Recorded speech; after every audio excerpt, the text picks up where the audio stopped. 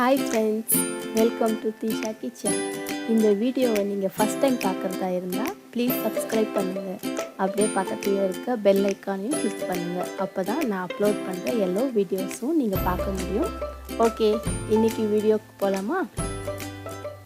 Hi friends, இன்றைக்கி நம்ம ரொம்ப ஈஸியான எக் கிரேவி எப்படி பண்ணுறதுன்னு தான் பார்க்க போகிறோம். ஓகே, வீடியோக்குள்ள போகலாம்.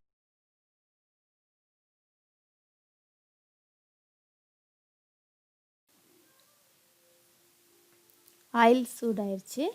இப்போ 1/2 ஸ்பூன் கடுகு சேர்த்துக்கலாம். அது நல்லா பொரியட்டும்.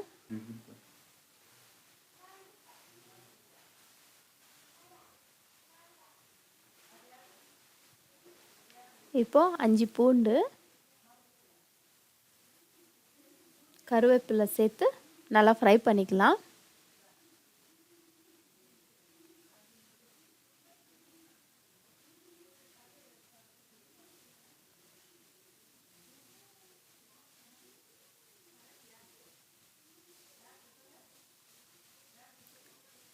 பூண்டு நல்லா ஃப்ரை ஆன உடனே இப்போ நம்ம சின்னதாக நறுக்கி வச்சுருக்க ஆனியன் ஆட் பண்ணிக்கலாம்.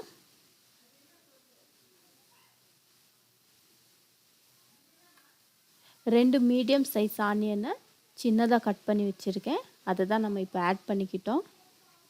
அதை இப்போது நல்லா ஃப்ரை பண்ணிக்கலாம். நம்ம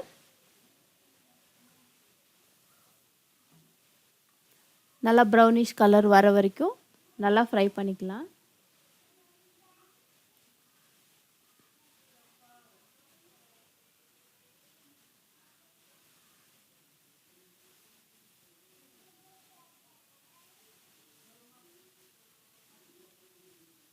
இப்போ 2 மீடியம் சைஸ் டொமேட்டோ ரவுண்ட் ஷேப்பில் கட் பண்ணியிருக்கோம். அதை ஆட் பண்ணிக்கலாம். அதுவும் ஆட் பண்ணிவிட்டு நல்லா ஃப்ரை பண்ணலாம். தேவையான அளவு சால்ட் சேர்த்துக்கலாம்.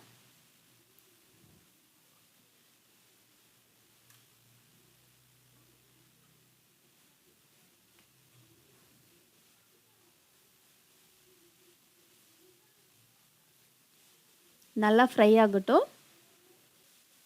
டொமேட்டோ நல்லா ஃப்ரை ஆன உடனே 2 spoon chilli powder,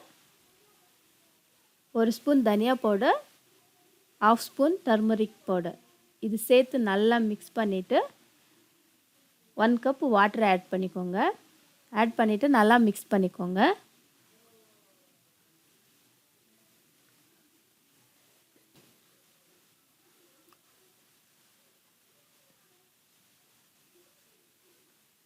salt correct இருக்கான்னு செக் பண்ணிவிட்டு நல்லா பாயில் ஆகட்டும். நல்லா பாயில் ஆன பிறகு எக்கை எடுத்து உடச்சி அப்படியே ஊற்றிடுங்க.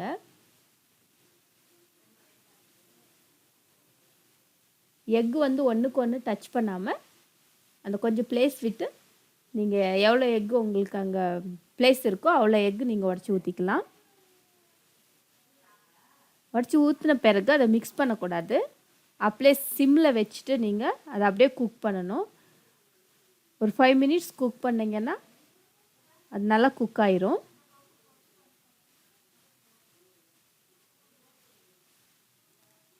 ஃபைவ் மினிட்ஸ் ஆன பிறகு அதை அப்படியே டர்ன் பண்ணிவிட்டு பின்னியும் குக் பண்ணுங்கள்.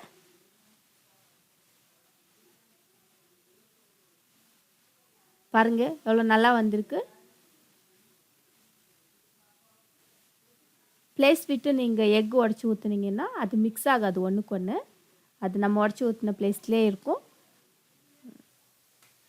எமர்ஜென்சிக்கு ஒரு 10 மினிட்ஸ்லலாம் நம்ம இந்த எக் கிரேவியை ப்ரிப்பேர் பண்ணிடலாம். ஒயிட் ரைஸ்க்கு சப்பாத்திக்கெல்லாம் ரொம்ப சூப்பராக இருக்கும். நீங்கள் ட்ரை பண்ணி பாருங்கள். எப்படி இருக்குன்னு கமெண்ட்ஸில் சொல்லுங்கள். நெக்ஸ்ட் ஒரு நல்ல ரெசிபியோடு உங்களை மீட் பண்ணுறேன். ஓகே, பாய்.